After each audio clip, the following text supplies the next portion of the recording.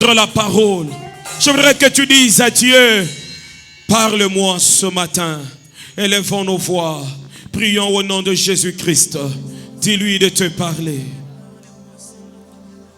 Nayebi Yesu Ozalinde Nzambe Okokali solo na moto teo Yesu nangai ndoto nanga oyele kimonene ete mokolo moko namona elongi nayo nayebi Yesu yozalinde Nzambe okokali solo na moto teo Yesu nangai ndoto nangai oyele kimonene ete mokolo moko namona elongi nayo nayebi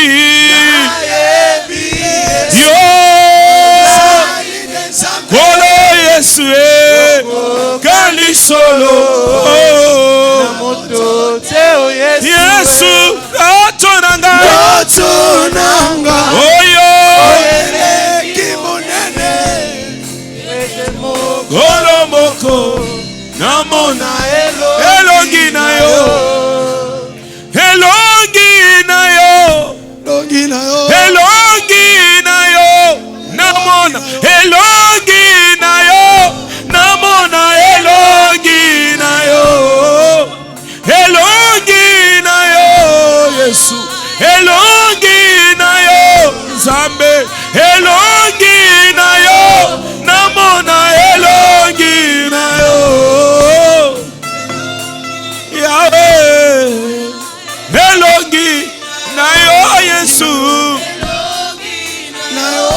namona elongi nayo. Merci Père, nous voudrons un jour te voir. C'est ça le désir le plus profond de nos cœurs. Te voir, te voir, te voir, te voir un jour. Bénis ta parole, bénis ta parole, bénis un homme, bénis une femme, transforme une vie. Raison pour laquelle nous t'acclamons. Poussons des cris de joie, poussons des cris de joie en l'honneur de l'Éternel.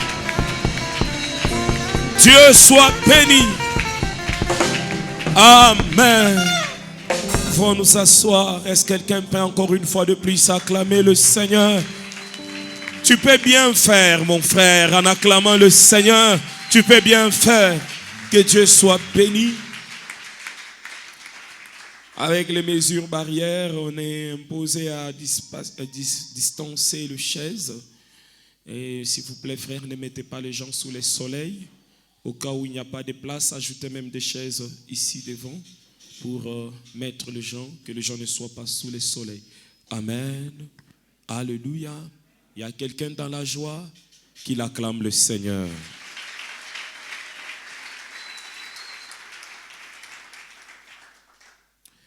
Alléluia. Que Dieu soit béni. Nous allons parler aujourd'hui sur la sainteté, comment croître dans la sainteté. C'est cela notre thème d'aujourd'hui, c'est notre culte de sainteté. Et nous parlerons de comment croître dans la sainteté. Nous nous tenons debout, nous allons lire deux passages. Le premier passage, c'est dans Lévitique 19, verset 2. Et le deuxième passage, c'est dans 1 Pierre 1, 15, qui complète le premier passage. Nous sommes dans Lévitique 19, 2. Nous lisons tous ensemble une fois. 1, 2, 3, allons-y. Parle à toute l'assemblée des enfants d'Israël et tu leur diras, soyez saints, car je suis saint, moi, l'Éternel, votre Dieu. Nous prenons un deuxième passage qui est dans le livre de 1 Pierre.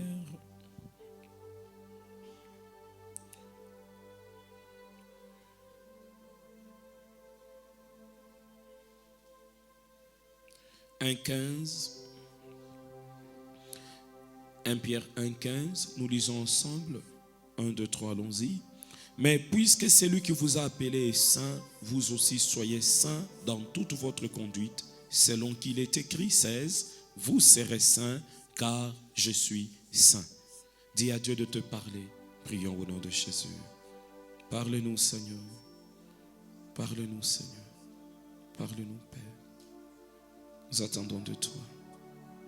Au nom de Jésus, nous avons ainsi prié. Amen.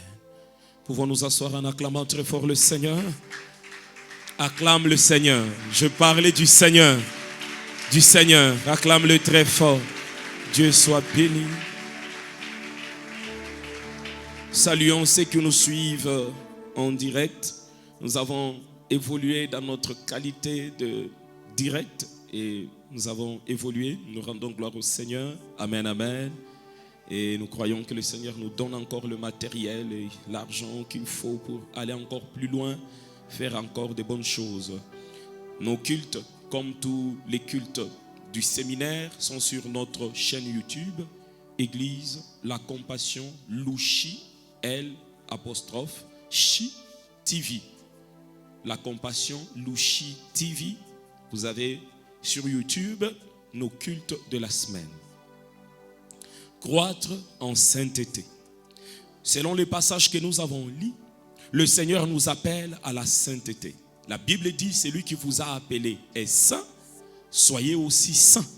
Dieu veut que nous soyons saints parce que lui est saint. Je voudrais parler de quelques points, de choses à savoir sur la sainteté. Je parlerai de 4 choses. Premièrement, la sainteté nous approche de Dieu. Si nous voulons être semblables à Dieu, nous devons vivre une vie qui l'honore. Et en vivant dans la sainteté, nous nous approchons de Dieu. En vivant dans la sainteté, nous nous approchons de l'image de Dieu. Car la Bible dit que Dieu est saint. Il y a des choses qui caractérisent Dieu. La Bible dit que Dieu est amour, mais Dieu est aussi saint.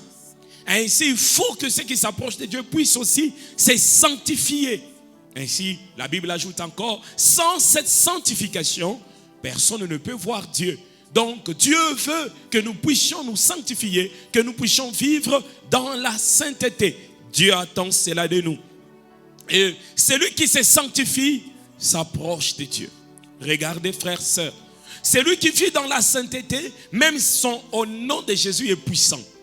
Car ce qui fait la puissance de notre prière, c'est notre communion avec le Seigneur. Car la puissance qui sort de nos bouches vient de notre unité avec Jésus. Aussi longtemps que nous demeurons unis à Jésus, le Seigneur nous communique sa vie et sa puissance. Et aussi longtemps que nous péchons, il y a une partie de Dieu qui est retirée de nos vies, qui part loin de nous. Quand quelqu'un vit dans la sainteté, il y a une partie de Dieu qui est ajoutée chaque jour à sa vie.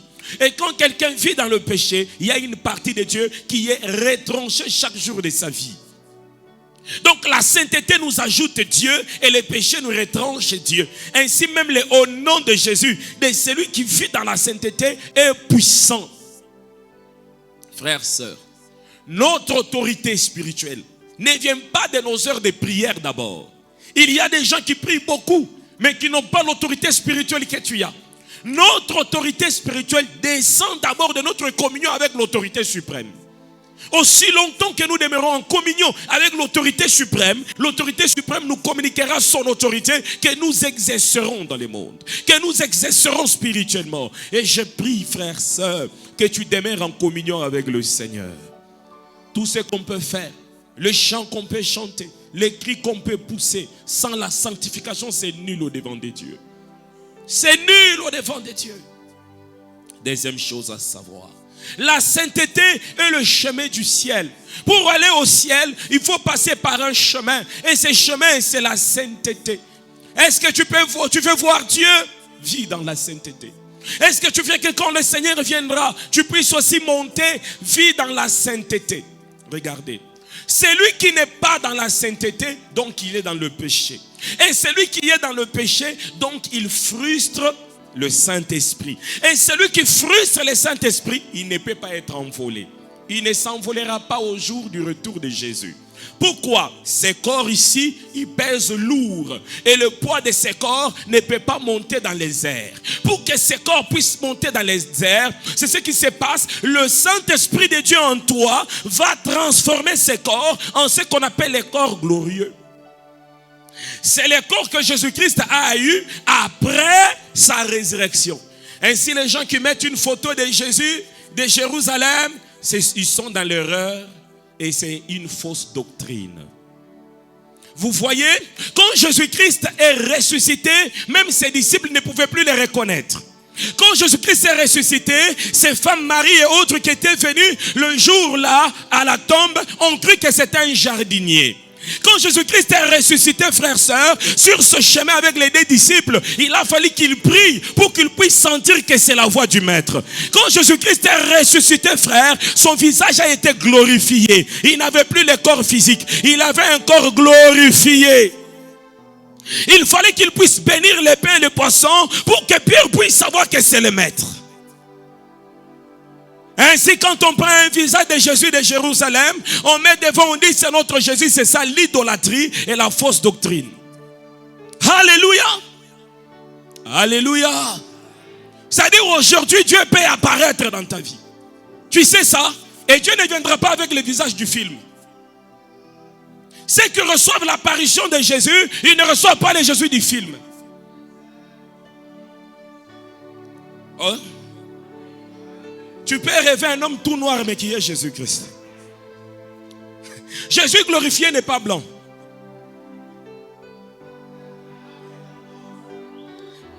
Quand on parle de Dieu qui est assis au ciel, vous croyez qu'il est blanc? Dieu au ciel n'est pas blanc. Même dans la Bible, il n'est pas blanc. La couleur blanche des hommes blancs et la couleur blanche de la Bible, c'est différent. La couleur blanche de la Bible, c'est comme cette chemise très blanche. Or, la couleur blanche des blancs n'est pas comme ça.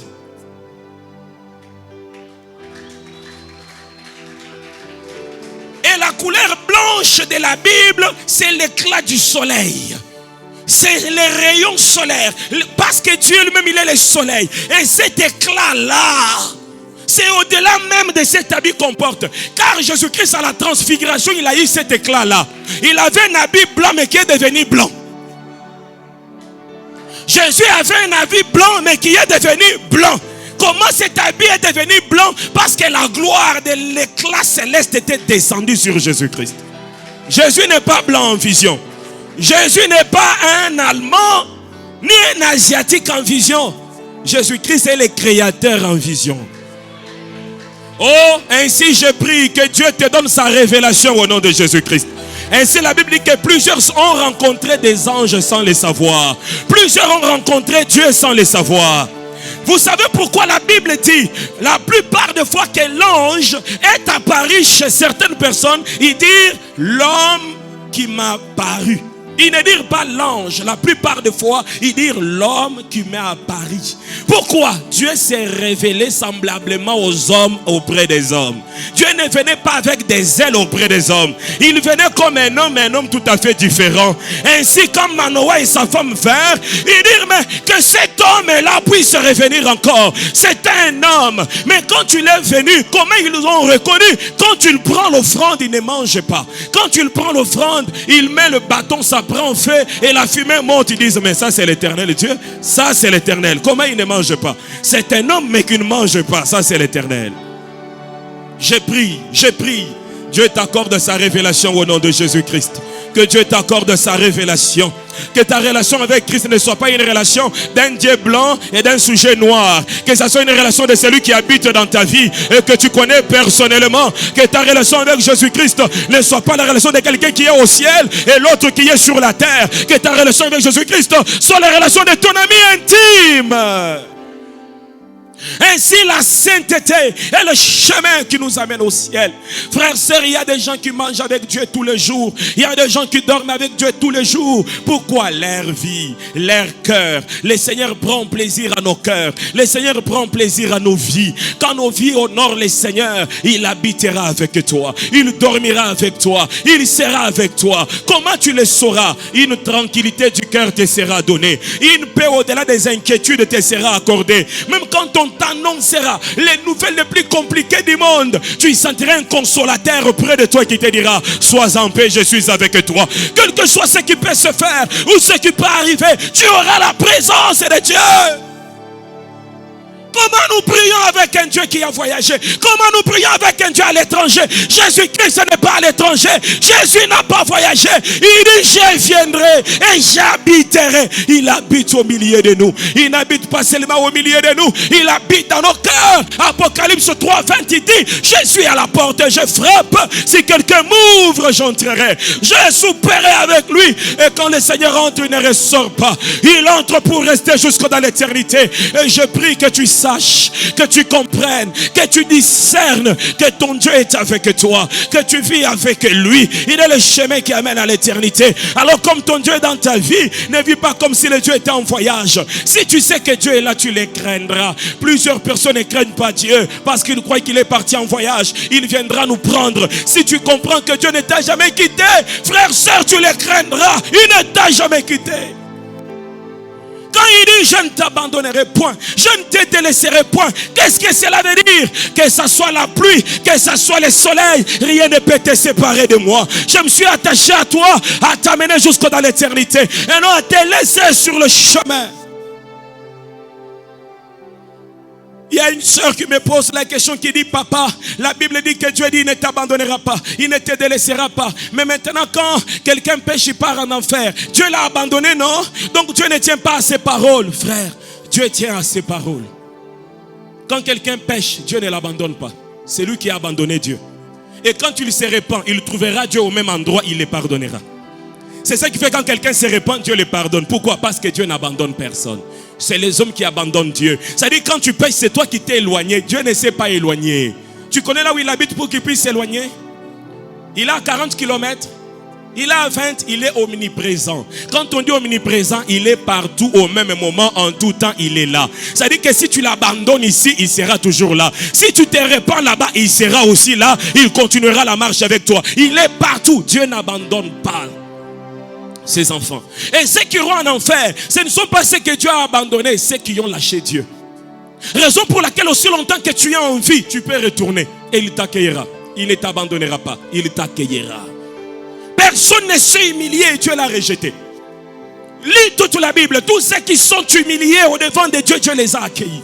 J'ai pris que quelqu'un puisse voir sa misère et s'humilier au devant de Dieu. En ce jour et dire à Dieu, je reviens à toi. Troisième chose, la sainteté est la vie du chrétien.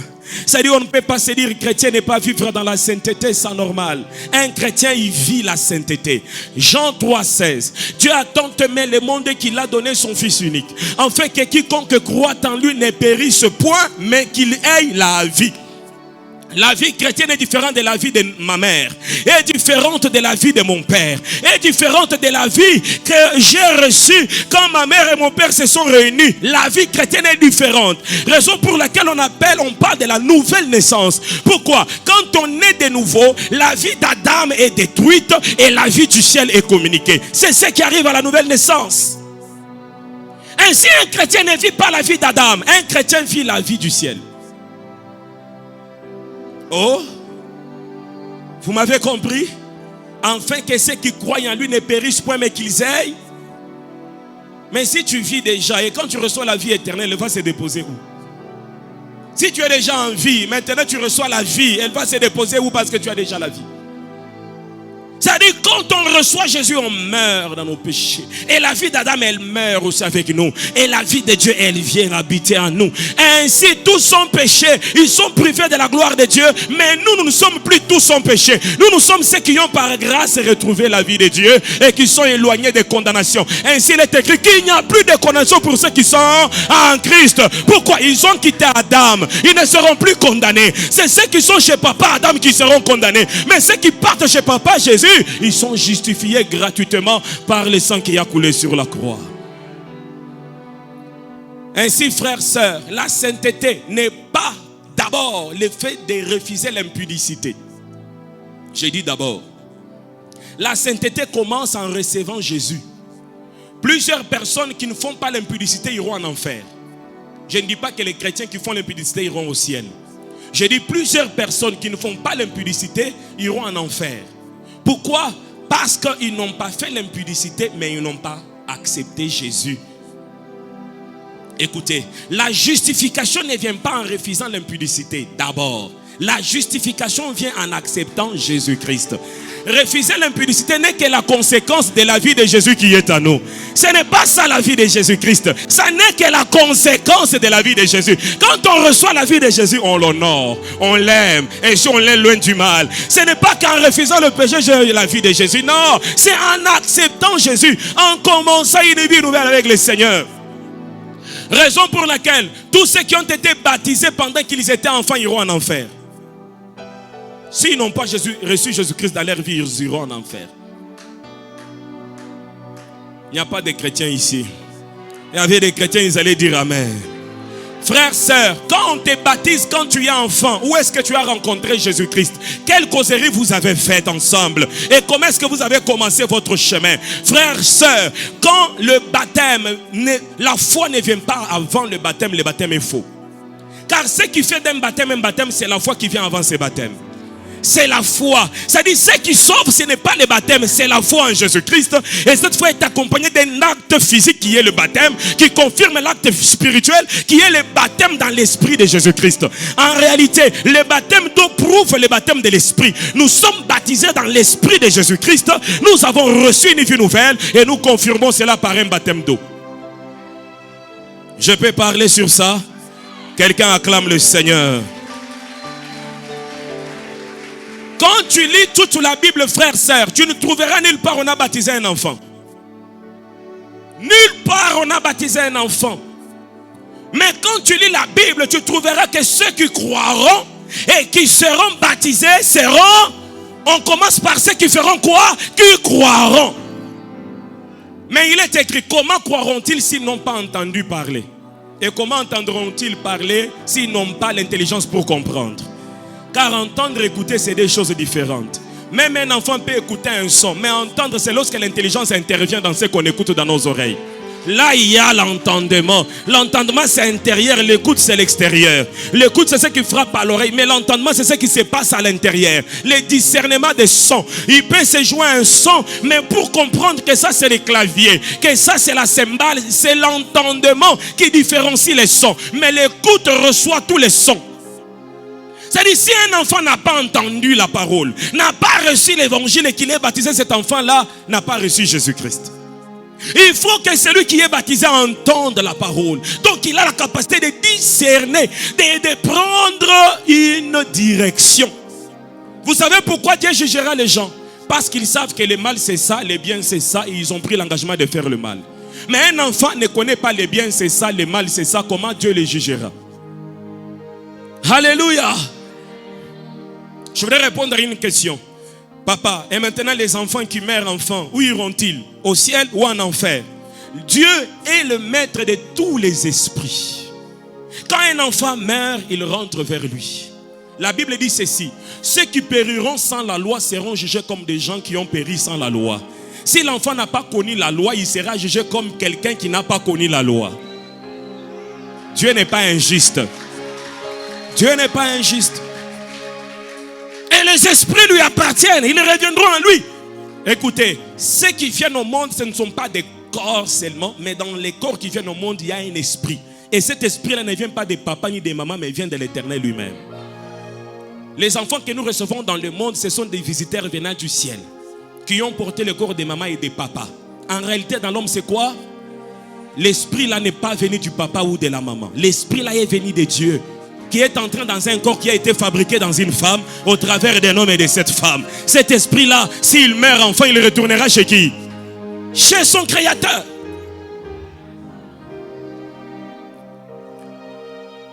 Quatrième chose, la sainteté, c'est la sommation de ceci: œuvre de Dieu et effort personnel. Quelqu'un peut me dire effort perso? Il n'y a pas seulement l'œuvre de Dieu. L'œuvre de Dieu fait ceci. C'est une sainteté de position. Quand tu crois en Jésus-Christ, le sang qui a coulé sur la croix te prend et te place à la position. Pas, tu es justifié. Mais toi, tu es encore sur la terre. Mais au ciel, tu es justifié. Alors, il faut que ta vie sur terre puisse se conformer avec ta vie au ciel afin d'entrer au ciel. Dieu t'a justifié au ciel, mais tu vis sur la terre. Il faut alors que cette vie sur la terre se conforme à ta justification au ciel. C'est-à-dire que celui qui sait que Dieu m'a sauvé, il commence à marcher en craignant le Seigneur pour se conformer à ce que le Seigneur a fait dans sa vie. Mais celui qui sait que Dieu l'a sauvé par grâce et insulte la grâce de Dieu, il ne peut pas recevoir les dons de la grâce. Il a insulté la grâce de Dieu. Acclamons le Seigneur. Je voudrais vous dire une chose. Quand tu veux mentir là, un ange ne viendra pas te fermer la bouche. Vous avez déjà vu quelqu'un qui veut mentir? Un ange vient, ne mens pas, tu as été sauvé, tu as été sauvé. Vous avez déjà vu ça? Ça ne se passe pas comme ça. Pourquoi? Parce que Dieu sait que l'homme a sa part de responsabilité. Quand tu faut mentir, il y a la vérité et les mensonges. Dieu attend que tu puisses l'aimer et montrer ton amour envers lui par la vérité. Alléluia. Quelqu'un me comprend? Dieu même là où il s'étonne. Il s'étonne quand les gens vivent dans le péché. Il s'étonne. Nous en parlerons un peu plus loin. Frères, sœurs, je voudrais parler de 3 obstacles qui empêchent la croissance, notre croissance dans la vie de sainteté. Premier obstacle qui peut empêcher notre croissance dans la vie de sainteté, c'est compter sur nos victoires présentes au lieu de savoir la volonté de Dieu. C'est une erreur de la plupart des chrétiens et même de ceux qui servent Dieu. C'est-à-dire que quelqu'un te dit, papa, gloire au Seigneur, vraiment, vraiment, moi je vis dans la sainteté. Je te demande comment tu vis dans la sainteté. Il te dit, ça fait 5 ans je ne fais plus l'impudicité. Le fait de ne pas faire l'impudicité 5 ans fait que cette personne ici croit qu'elle est déjà arrivée dans la sainteté. Or peut-être qu'elle n'a pas encore commencé la sainteté. Quand on attrape une femme qui venait de commettre l'impudicité, écoutez ce que Jésus-Christ a dit. Il dit ceci, cette femme a commis un acte. Mais celui qui convoite dans sa pensée, il a commis le même acte, il sera puni comme cette femme. C'est-à-dire qu'en dehors de l'acte que cette femme a commis, vous commettez les mêmes actes tous les jours en convoitant d'autres femmes dans vos pensées ou d'autres hommes dans vos pensées. Vous commettez l'impudicité, mais spirituellement. Ainsi, frères, sœurs, ne dis pas que je vis dans la sainteté parce que ça fait 5 ans que je n'ai pas fait l'impudicité. Non, il faut dire je vis dans la sainteté parce que je vis selon la volonté de Dieu. Car tu peux ne pas faire l'impudicité mais vivre dans le péché. Tu peux ne pas faire l'impudicité mais vivre dans le péché. Et qu'est-ce qui se passe? Alors il y a des gens qui se focalisent sur l'impudicité. Ah, j'ai pas fait l'impudicité. Ah, j'ai pas fait l'impudicité. Mais pourtant celui qui dit n'a pas fait l'impudicité, regarde comment il insulte les autres. Regarde comment il critique les autres. Regarde comment il calomnie les autres. Mais il dit, j'ai pas fait l'impudicité. Mais il vit dans le péché. Il vit dans le péché. Frères, sœurs, la Bible dit ce que Dieu attend de nous, c'est notre sanctification. Cette sanctification-là ne s'arrête pas à l'impudicité. Elle entre dans nos pensées. Elle passe par nos bouches. Elle entre même dans nos mains. Elle passe par où on traîne nos pieds. Même dans ce qu'on mange. Celui qui mange trop, il fait l'excès de table. Il commet un péché au devant de Dieu. Cette sainteté ne s'arrête pas à l'impudicité. Je prie que le Seigneur transforme ta vie au nom de Jésus-Christ. Qu'il te donne une vie qui fait sa volonté. Et non une vie qui fuit seulement l'impudicité. Mais une vie qui fait la volonté de Dieu. Vous savez, quand on arrive à faire la volonté de Dieu, ça veut dire qu'on dépasse les stades du péché. Raison pour laquelle il y a des gens qui appelleront péché les choses que toi tu n'appelles pas péché. Pourquoi? Il a monté des dimensions. Il fait la volonté de Dieu. Il ne fuit pas les péchés. Il fait la volonté de Dieu. En faisant la volonté de Dieu, il a quitté le domaine du péché. C'est-à-dire que pour lui, s'il doit s'asseoir avec telle personne-là, pour lui c'est un péché. Mais pour toi, ce n'est pas un péché s'asseoir avec les païens ou s'asseoir avec qui. C'est pas, mais pour lui, Dieu lui dit non, ça tu ne peux pas faire. Pour lui, le fait de demander une réponse à quelqu'un dans la salle, il voit qu'il a commis un péché. Mais toi, tu peux même amener tout un bouquin et tu triches. Et tu crois que tu n'as pas péché. Pour lui, le fait de tromper sur l'argent, ça dit que la chose là est à $50. Mais il dit $60. Pour lui, c'est un péché, mais pour toi, c'est un cop. Moi 50, tu canapé, c'est 10 à 5. Ça dit quand on monte le niveau à aimer le Seigneur, on dépasse les stades de ce que tout le monde appelle péché. On commence à honorer Dieu. On honore le Seigneur. C'est-à-dire quand j'honore mon père, même s'il ne m'a pas envoyé, je ne vais pas aller chercher pour lui de l'eau froide. Il ne m'a pas envoyé. Je sais que papa vient de long voyage. Il a besoin de l'eau. Quand on commence à honorer Dieu, on cherche à plaire à Dieu et non à respecter seulement les commandements. Quand tu n'es qu'au niveau de respecter les commandements, tu n'as pas encore monté des dimensions. Mais quand tu arrives à dépasser les commandements jusqu'à chercher ce qui plaît à Dieu. Ce qui plaît à Dieu, ce n'est pas seulement que tu ne tueras pas. Il y a des choses qui plaisent à l'Éternel. Passer salut dans l'adoration et dans la louange. En train de célébrer le Seigneur. Là, on peut t'inviter à escroquer. Tu dis non, j'honore mon Seigneur. Là, on peut t'aider à poser une mauvaise signature, une fausse signature. Tu dis j'honore mon Dieu. Quand on devient à ce niveau-là, c'est toute notre vie qui est transformée.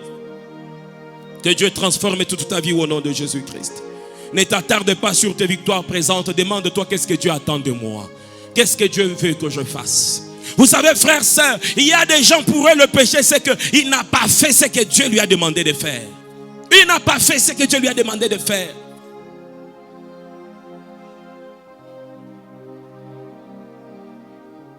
Il n'a pas fait ça et c'est un péché. Peut-être Dieu t'a dit d'acheter ces chaises et tu ne les as pas achetées. Tu as fait autre chose et pour Dieu tu as commis un péché. Pourquoi? Le péché, c'est lorsqu'on manque les buts. Et ces buts-là qu'on manque, c'est au devant de Dieu. C'est-à-dire que Dieu nous a assigné des buts qu'on manque, là on commet un péché.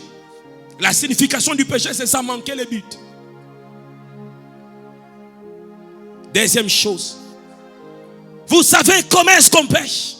Qu'est-ce qui empêche qu'on puisse croître dans notre sainteté? Lorsque nous avons de mauvaises motivations. Regardez les mauvaises motivations. En réalité, pour plusieurs, ça paraît ne pas être de mauvaises motivations. Il y a des gens qui ont comme motivation: je fuis l'impudicité. Quand ils voient l'impudicité, impudicité, c'est ça sa motivation. Il ne va pas croître dans sa sainteté. Quelle est ta motivation, frère, sœur, en marchant dans la sainteté? Est-ce refuser l'impudicité? Notre motivation doit être honorer le Seigneur et non refuser l'impudicité. Ainsi, il y a plusieurs personnes, quand ils tournent à gauche, impudicité, impudicité. Mais au contraire, quand tu tournes à gauche, à droite, tu dois dire: Jésus-Christ de Nazareth, je t'aime de tout mon cœur. Tu demeures dans ma vie. Et plusieurs personnes même qui craignent Dieu ont mis Dieu à côté et ont mis le péché devant. Vous savez qu'il y a même des gens qui craignent Dieu parce qu'ils ont peur d'aller en enfer. Mauvaise motivation. On ne craint pas Dieu parce qu'on refuse l'enfer. Et si à la fin l'enfer n'existait pas? On craint Dieu parce que lui nous a aimés en premier. Oh. Vous savez, Jonas, il attendait que les malheurs arrivent sur Ninive. Mais qu'est-ce qui s'est fait? Dieu pardonne. Et vous savez ce qui lui arrive? Il commet même un péché. Et Dieu le frappe sur la calvitie. Il dit: je savais que toi tu allais pardonner ces gens. Je savais. Quand il se met sur une montagne en regardant, attendant que Dieu frappe, et Dieu ne frappe pas, il dit: mais je savais. Et là Dieu avait sorti une plante pour couvrir sa calvitie. Et Dieu sèche la plante et le soleil le frappe sur la calvitie. Frères, sœurs, quand tu as comme motivation fuir l'enfer, un jour tu iras loin du Seigneur. Car la pensée du Seigneur quittera peu à peu ta vie. J'ai vu même un homme qui dit: moi si je suis chrétien, c'est parce que je ne vais pas aller en enfer. Tu as vraiment un problème spirituel, un problème d'amour. Notre crainte de Dieu doit venir de notre amour envers Dieu. J'aime Dieu, raison pour laquelle je le crains. J'aime Dieu, raison pour laquelle je marche selon ses voies. J'aime Dieu, j'aime Dieu. Et vous savez, celui qui aime, il n'aura pas de charge. Mais celui qui craint, il a des charges. Quelqu'un peut acclamer le Seigneur. Je voudrais t'expliquer cela. Tu sais, frère, sœur, quand je me réveille le matin et que je donne à ma femme, ça ne me fait rien dans le cœur. Mais quand je donne à celui que je n'aime pas, c'est un fardeau que je porte. C'est dur. Tu donnes et tu murmures. Mais ma femme, quand je donne, je ne dis rien. Je sais que je l'aime. Je donne par amour. Ainsi, Dieu, quand on les craint par amour, on ne dit rien. Ça vient de soi. Mais quand on craint Dieu par peur, c'est lourd sur toi. Raison pour laquelle il y a des gens qui ne peuvent pas marcher dans la sainteté parce que la sainteté pèse sur eux. Ce n'est pas l'amour qui produit la sainteté, mais c'est la peur qui produit leur sainteté. Oh, j'ai pris que la peur ne produise pas ta sainteté. Que ce soit l'amour de Dieu qui remplit ton cœur. Et quand l'amour remplit le cœur, c'est facile, frère, sœur. Vous savez, frère, sœur, prendre ma dîme, envoyer ça chaque mois, c'est facile. facile. Tu sais quoi? C'est par amour. J'aime le Seigneur. Tu sais, frères, sœurs, voir d'autres femmes sur la rue et ne pas les suivre, pour moi, c'est facile. Pourquoi? J'aime mon Dieu et je le fais par amour. Mais quand ce n'est pas par amour, tu peux ne pas coucher avec la femme, mais tu fais un accident sur le chemin. Parce que tu crains Dieu, pas par amour, mais par peur. Alors quand tu vois une autre femme, tu la suis, elle est véhiculée. Bouh! Tu n'es pas mort, tu n'as pas péché, mais tu as connu un accident. Alléluia! Frères, sœurs, quand c'est par crainte, ça pèsera sur vous. Mais quand c'est par amour, ça sera facile. Ça sera facile. Je prie que l'amour du Seigneur remplisse ton cœur au nom de Jésus-Christ. Et que ta sainteté devienne facile, mon frère. Que ça devienne facile de craindre le Seigneur. De ne pas critiquer les autres. Pas parce que tu manques les paroles ou tu manques les critiques. Tu aimes tellement Dieu et que ça coule par amour. Que ceci coule par amour pour toi. Au nom de Jésus-Christ. Mon Dieu, je prie en ces jours, Seigneur, que tu puisses remplir des hommes et des femmes qui sont en ces lieux de ton amour profond dans leur cœur. Qu'ils puissent t'aimer plus que l'enfer, qu'ils puissent t'aimer plus que le ciel, qu'ils puissent t'aimer plus que leur avenir, qu'ils puissent t'aimer plus que leurs promesses. Deuxième chose, ou troisième, nous pensons que la sainteté s'atteint sans effort. Nous oublions de faire notre part. Nous oublions de faire notre part. Plusieurs personnes croient que Dieu m'a déjà justifié. Ils ne font pas leur part. Tu dois faire ta part, mon frère. Tu dois faire ta part. Il y a des efforts qu'il faut fournir. Il faut faire ta part. Et la quatrième chose, nous ne prenons pas au sérieux certains péchés. Raison pour laquelle plusieurs personnes sont bloquées dans leur vie de sainteté. Vous ne prenez pas au sérieux certains péchés. Ce sont des genres de gens qui, tu es avec lui, il te dit je crains le Seigneur. Il vient d'adorer Jésus. Il vient d'adorer. Mais après avoir adoré, regarde comment il est en train de critiquer son voisin. Il critique et il finit de critiquer. Il dit nous avons aussi beaucoup parlé. Nous devons rendre grâce à Dieu. Il rend grâce à Dieu. Vous savez combien de gens pêchent dans des critiques?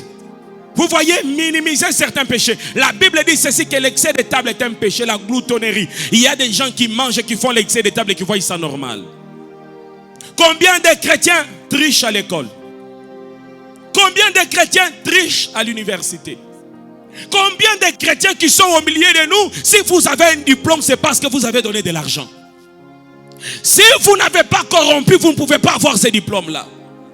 Mais c'est normal, c'est normal, c'est normal. Et puis tu viens donner une action de grâce. Dieu m'a béni. J'ai eu mon diplôme en licence. Diplôme, Dieu t'a béni ou tu as corrompu? Combien de frères et sœurs ont des parcelles par corruption? Combien de frères et sœurs ont des véhicules par corruption? Combien? Mais c'est normal. Pour vous, le grand péché, c'est l'impudicité. Mais la corruption que tu fais là, tu crois que la corruption n'est pas un péché? C'est ce qui fait que tu ne puisses pas croître dans ta sainteté. Quand on croit dans la sainteté, il y a des choses qu'on laisse derrière nous. On monte dans d'autres dimensions. Notre cœur commence à ressembler au cœur de notre Seigneur Jésus-Christ. Nous devenons semblables à Jésus-Christ. Frères, sœurs, si chacun de nous ici devrait vivre dans la vérité, toi tu n'allais pas avoir ces véhicules-là. Si chacun de nous devrait vivre dans la vérité, frère, sœur, tu n'allais pas voir les habits que tu portes. Tu les portes dans les mensonges, dans les mal. Tu les portes parce que tu as trompé quelque part. Que Dieu brise ton cœur au nom de Jésus-Christ. Que Dieu brise ton cœur au nom de Jésus-Christ. Tu recevras de ta sueur et parce que Dieu t'a fait grâce de recevoir cela. Tu seras béni parce que Dieu t'a ouvert les portes et non parce que tu as forcé des portes. Tu seras béni parce que Dieu t'a fait grâce. Parce que Dieu t'a fait grâce. Plusieurs chrétiens ont fermé les yeux sur plusieurs péchés qu'ils trouvent des petits péchés. Or, il n'y a pas de petits péchés. Même un petit mensonge t'amènera en enfer. Quand tu es dans le livre d'Apocalypse au dernier chapitre, la Bible dit ceci: tous les menteurs, tous tous les menteurs iront en enfer. Iront en enfer, iront en enfer. Et la Bible dit que ceux qui mentent, ils sont fils du diable. Car quand le diable lui-même il ment, il parle de son propre fond.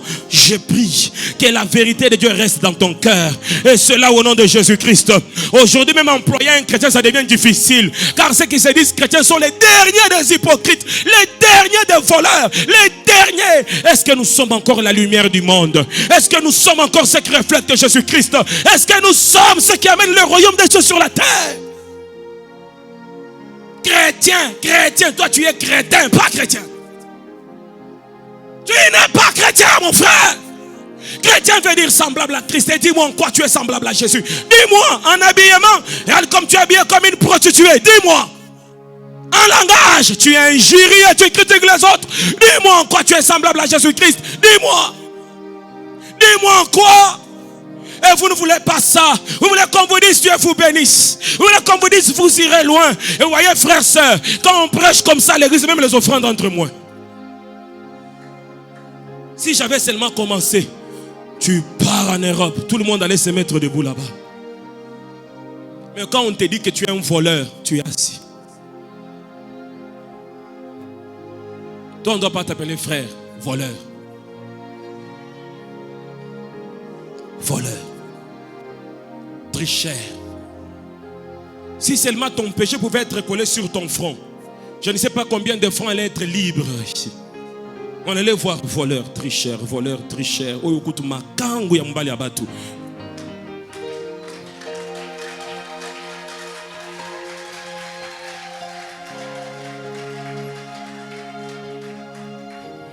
savez, un de mes secrets, quand je me présente devant Dieu, je viens tel que je suis. Je pleure. Comme un petit enfant. Je dis à Dieu, aide-moi. Je dis à Dieu, brise-moi. Mais il y a des gens, des voleurs de dernier niveau. Même quand on demande pardon, ils te regardent vraiment à côté de Zagué. Ils vous trouvent étrange?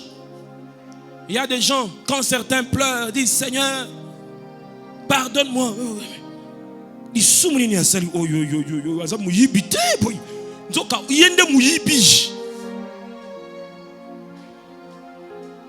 un des secrets des vaillants, c'est de se présenter devant Dieu tel que tu es. Pas comme un fort. Je ne suis jamais été un fort. Je ne le serai jamais. Je serai toujours un enfant de Dieu qui demanderait la grâce et le soutien du Seigneur.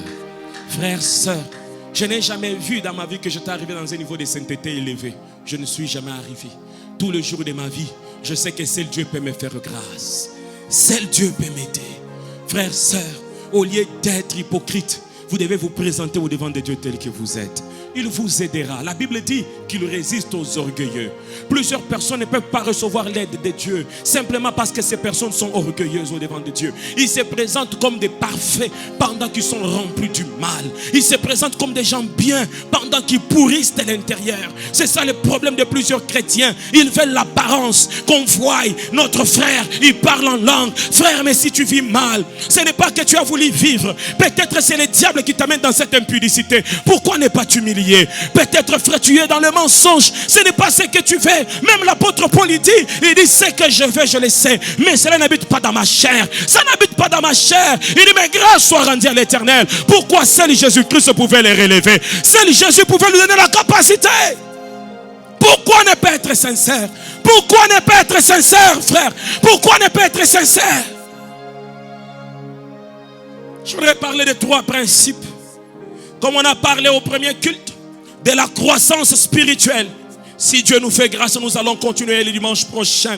Je crois que nous serons plus nombreux que ceux qui sont venus ce matin.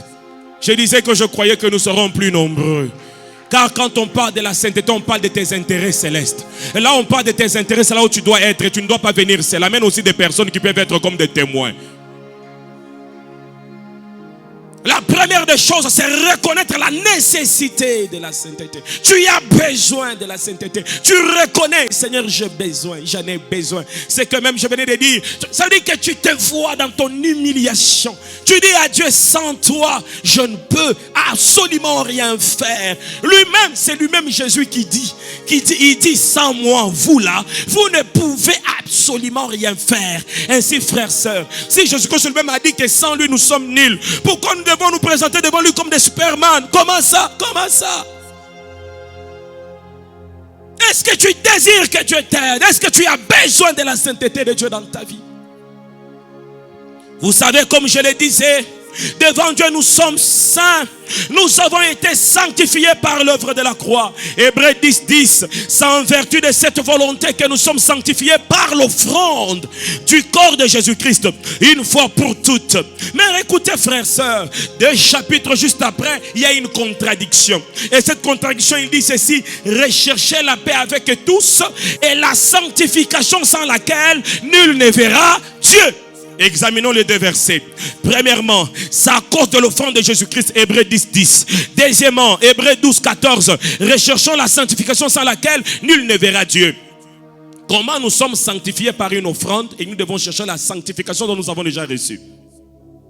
Parce que la Bible dit que nous avons reçu la sanctification par l'offrande de Christ. Et la Bible dit, recherchons la sanctification. Oh, nous l'avons déjà reçue. Comment nous allons encore la chercher? Comment nous allons chercher ce qu'on a déjà reçu? Frères, sœurs, ça dit que le Seigneur te positionne en tant que saint, mais il laisse que ta vie ici-bas puisse répondre à son amour. Et quand quelqu'un pêche, et certaines personnes pêchent par grâce, j'ai déjà entendu des prédicateurs qui disent ceci: oh, vous condamnez les péchés, vous condamnez les gens. Jésus-Christ lui-même, quand il est venu en Israël, écoutez son langage: race des vipères, tombeau blanchi. À qui disait ça? À des papas plus que lui. Il n'avait que 30 ans. Il disait ça à des gens qui avaient 50 et 60 ans. Il leur disait qu'ils étaient des tombeaux blanchis et des races de vipères. À qui il disait ça? Ce n'étaient pas ses amis, c'était des responsables de l'église. Qu'il disait qu'ils étaient des races de vipères et des tombeaux blanchis. Des responsables de l'église. Des gens que toute la société honorait. Il y avait des pharisiens, il y avait des scribes qui écrivaient. Les scribes, c'est eux qui écrivaient la loi, et les pharisiens, c'est eux qui suivaient l'accomplissement de la loi. Mais c'est ces gens-là qui disent que vous êtes des races de vipères. Jusqu'à la dernière énergie, Jésus-Christ a condamné le péché. Oh non, ça c'était avant le temps de la grâce. Mais quand Jésus est monté sur la croix, retournez dans le Nouveau Testament. Qu'est-ce que Paul dit? Il dit, moi un tel homme je l'ai déjà jugé. Il dit ceci: jetez-le entre les mains du diable. Il dit que l'église prie pour celui qui a commis l'impudicité avec la femme de son père là. Que l'église prie qu'on les mette entre les mains du diable. Vous voyez comment Paul a traité le péché? Vous voyez comment il a traité? Et il dit à ceux qui ont reçu le message de la grâce: qui vous a ensorcelé? Vous suiviez un bon chemin, mais qui vous a ensorcelé? Paul, l'homme de la grâce, il croit que les enfants de Dieu peuvent être ensorcelés parce qu'ils ont quitté le bon chemin. Grâce, grâce, grâce. Oh, wana yeza ko babola. Eza penza ya grâce solo solote. Tite 2, 11 et 12. La Bible dit ceci: écoutez la grâce, elle parle. Car la grâce de Dieu, source de salut pour tous les hommes, a été manifestée. Elle nous enseigne, écoutez comment la grâce enseigne, à renoncer à l'impiété. La grâce qui nous a été donnée, elle nous enseigne que refuser le péché. Deuxièmement, et au convoitisme mondain. La grâce nous dit, vous là, refusez le convoitisme mondain. Et à vivre dans le siècle présent selon la sagesse, selon la justice et la piété. C'est l'enseignement de la grâce.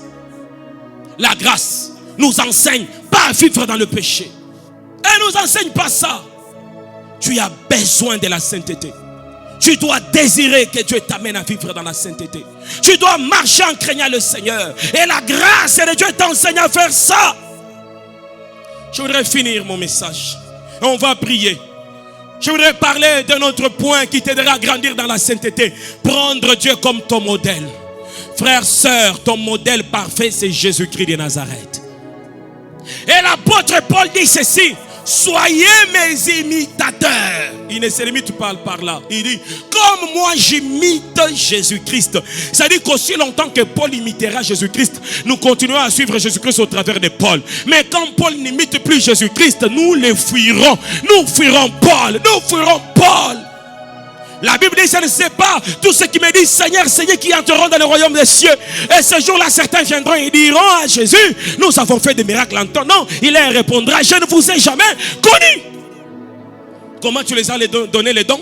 Tu les as employés à l'église? Tu les as donné des grâces et tu dis tu les as jamais connus? Tu les as jamais connus? Comment ça? Frère, c'est ça. Quand un homme de Dieu au devant de toi n'est plus ton modèle, il ne peut plus suivre Jésus-Christ et tu ne peux plus aussi le suivre. Est-ce que je parle à quelqu'un? Tu ne peux plus aussi le suivre. Quand un homme de Dieu commence à te prêcher des choses qui sont bizarres, viens passer entre mes jambes, viens je vais te laver, viens je vais te faire ceci, ce n'est pas biblique, je ne te suis pas. Le salut d'aucun d'entre vous n'est entre les mains du pasteur. Le salut d'aucun d'entre vous n'est entre les mains du pasteur. Le salut de tout un chacun est entre les mains de Jésus-Christ. Soit tu veux être sauvé et tu suis Jésus, soit tu veux aller en enfer et tu suis un serviteur de Dieu corrompu.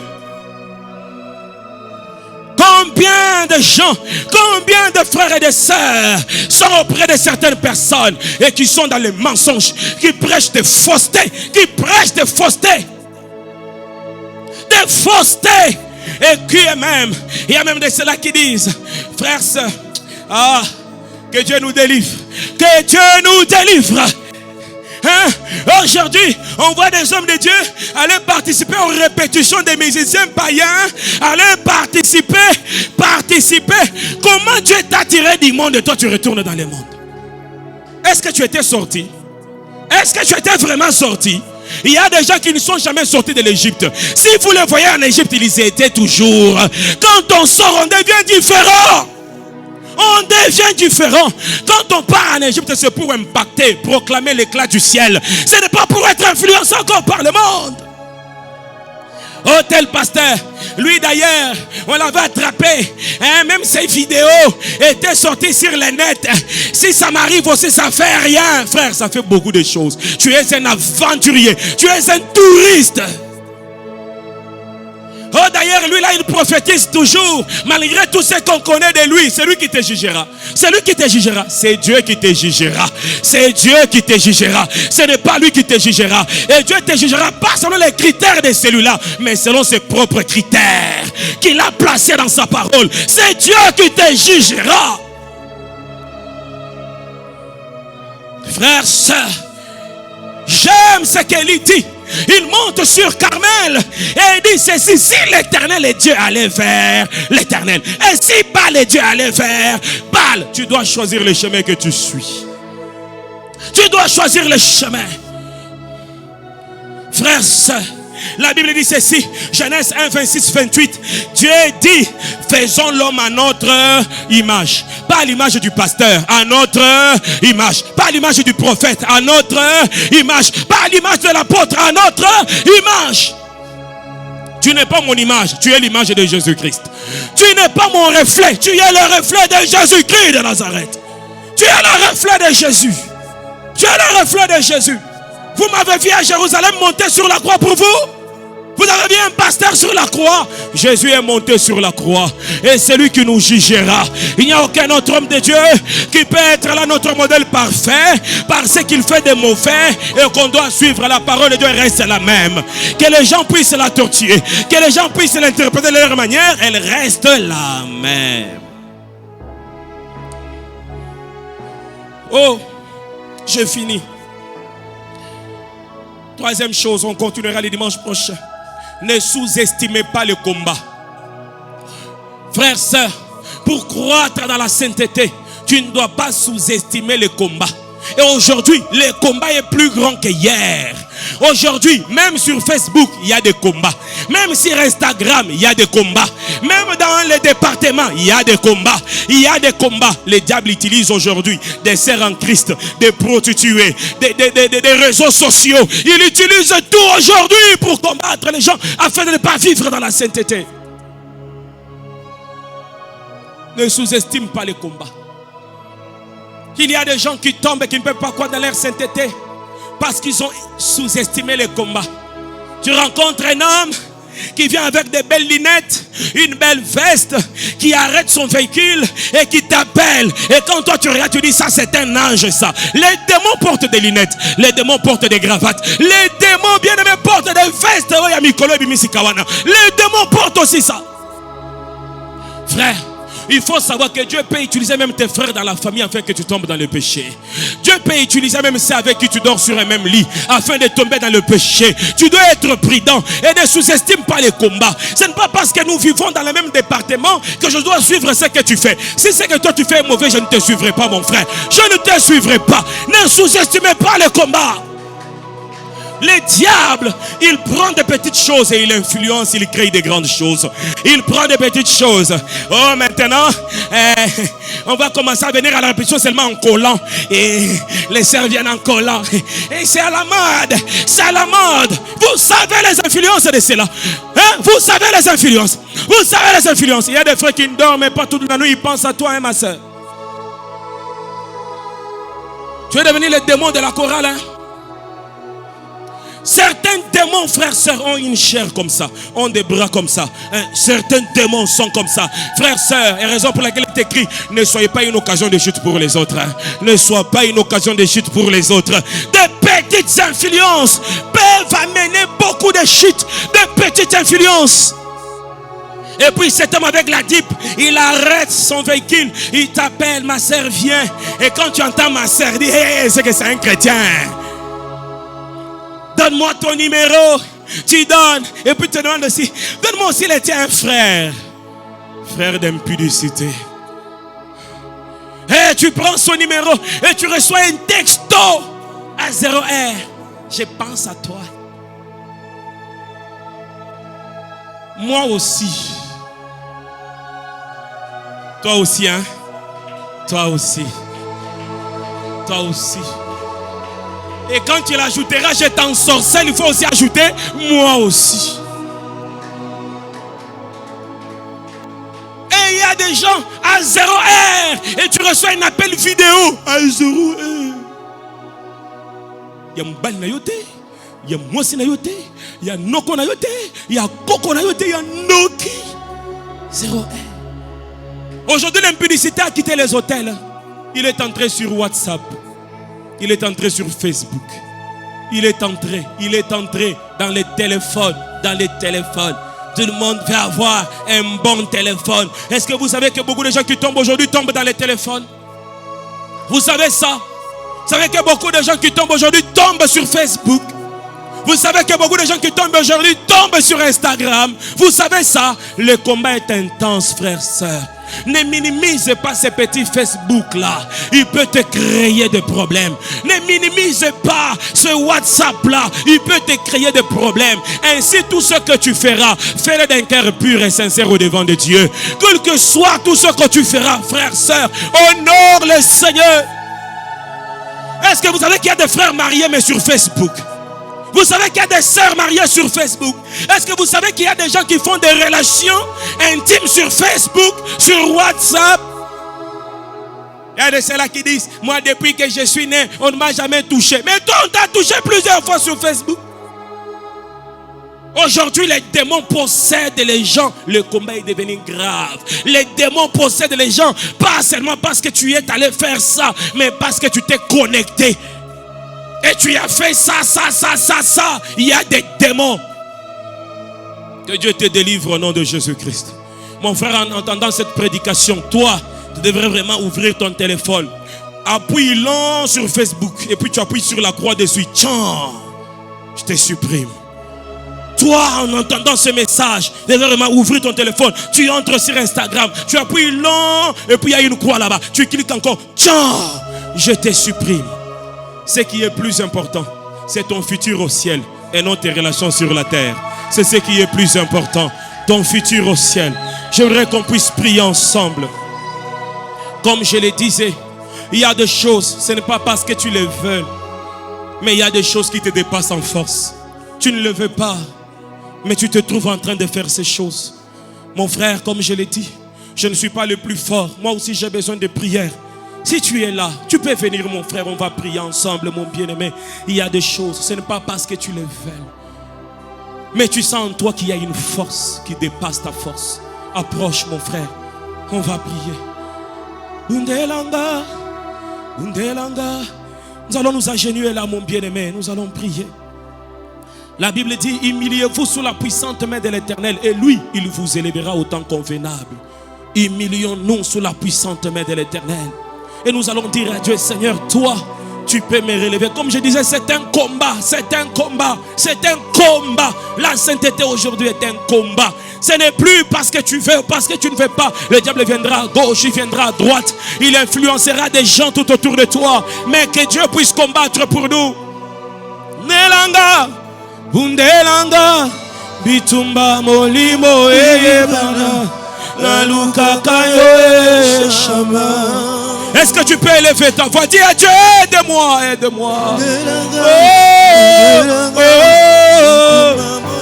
Eyebana, Naluka Kayo Shama.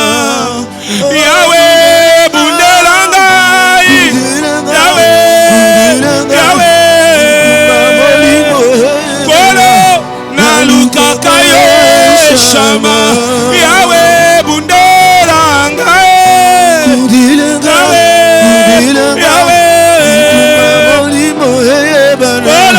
Naluka Kayo Shama. Yahweh, Bundelanga. Nakokite. Naluka Kayo Shama. Pleure dans sa présence. Dis-lui, je suis sans force. Si tu ne me viens pas à l'aide, je ne saurais pas, je ne saurais pas. Dis-lui, aide-moi. Naluka Kayo Shama. Nayo nasengi Bundelanga.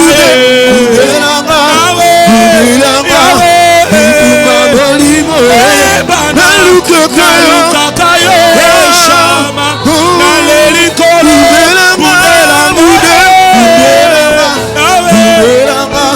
Bitumba molimo ebana Yo Shama. Nakokite Kolo Bundelanga. Bundelanga Bitumba molimo ebana Naluka Kayo Shama. Nasengi papa Bundelanga.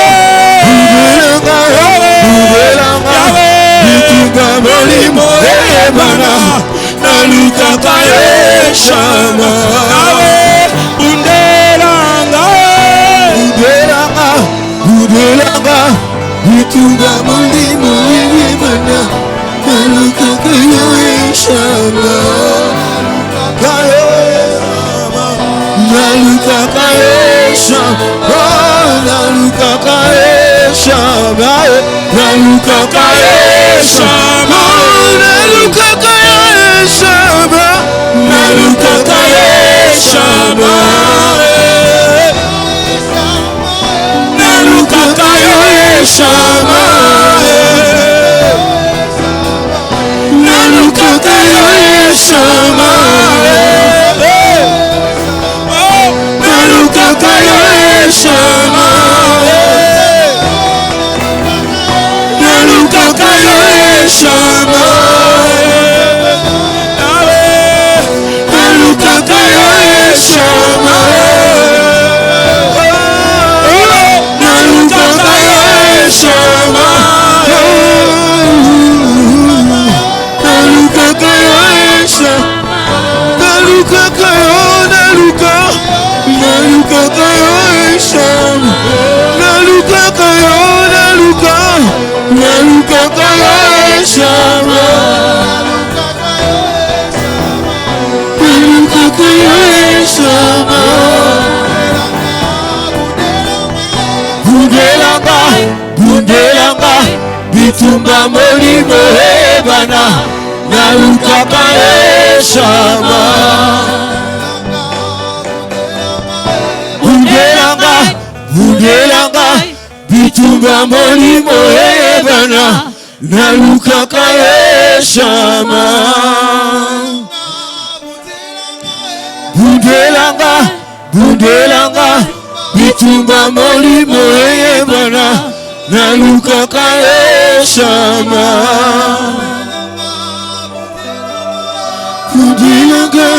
budilanga bitumba molimo eyebana nalukaka eshama nalukaka eshama Jésus nalukaka eshama nalukaka eshama nalukaka eshama nalukaka eshama nalukaka eshama nalukaka eshama nalukaka eshama nalukaka eshama nalukaka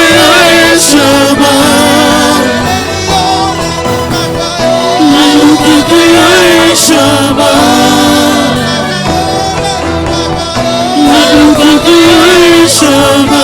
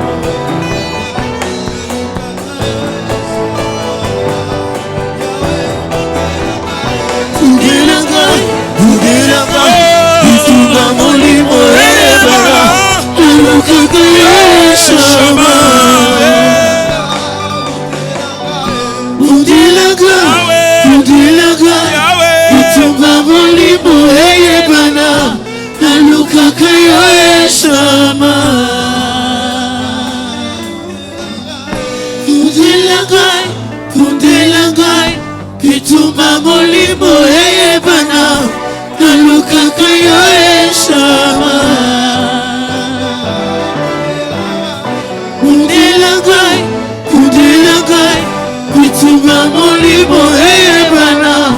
nalukaka eshama J'aime ce que le Seigneur dit. Il dit, Pierre, l'ennemi t'a réclamé. Mais Pierre, j'ai prié pour toi. Et en ce jour, j'ai prié pour toi, mon frère. J'ai prié pour toi, ma soeur. Tu ne tomberas pas dans les pièges de l'ennemi. Élie, homme de même nature que nous, il a dit, sinon à ma parole. Et ce matin, je proclame, tu es la race élue de l'Éternel. Aucune main noire ne te touchera. Aucun péché ne te dominera. Et cela au nom de Jésus-Christ. S'il est possible d'avoir les dégoûts d'une nourriture, il est aussi possible d'avoir les dégoûts du péché. Je viens proclamer ce matin les dégoûts du péché dans ta vie. Et cela au nom de Jésus-Christ. Tu es dégoûté du péché. Le péché ne peut plus rien dans ta vie. Et cela au nom de Jésus-Christ. Je vois une génération qui s'élève, des hommes et des femmes qui honorent le Seigneur. Une génération s'élève, des hommes et des femmes qui sont sincères au devant de Dieu. Une génération s'élève de ceux qui ont refusé l'hypocrisie. Une génération s'élève de ceux qui sont faibles en eux-mêmes, mais fortifiés par le Seigneur. Une génération s'élève de ceux qui savent que leur force dépend de l'Éternel. L'Éternel est ta force. L'Éternel est ton soutien. Au nom de Jésus-Christ, Si on compte ceux qui craignent Dieu dans ton quartier, tu ne manqueras pas sur la liste. Si on compte ceux qui craignent Dieu dans ta famille, tu ne manqueras pas sur ta liste. Et cela au nom de Jésus-Christ. Le Seigneur change tes objectifs. Il transforme tes motivations. Et cela au nom de Jésus-Christ. J'entends cette parole de Dieu monter dans mon cœur. Tu aimeras l'Éternel ton Dieu de tout ton cœur, de toute ta pensée et de toute ta force. Et cela au nom de Jésus-Christ. Tu l'aimeras entièrement. Tu l'aimeras profondément. Tu le craindras parce que tu l'aimes. Et cela au nom de Jésus. Est-ce qu'on peut acclamer le Seigneur? De même que le Seigneur dit à cette femme, moi non plus je ne te condamne pas. Va et ne pêche plus. Le Seigneur te dit ce matin, il ne te condamne pas. Comme tu es venu chercher grâce, il te dit va, mais ne pêche plus. Que ces choses-là ne retournent plus. Et cela au nom de Jésus-Christ. Le Seigneur me dit de dire à quelqu'un ce matin, prends des résolutions, prends des engagements, des relations à briser, brise-les. Des réseaux sociaux à quitter pendant un temps, quitte-le. Une vie abandonnée, prends un engagement ce matin. Que Dieu soit béni. Nous acclamons une fois de plus le Seigneur notre Dieu.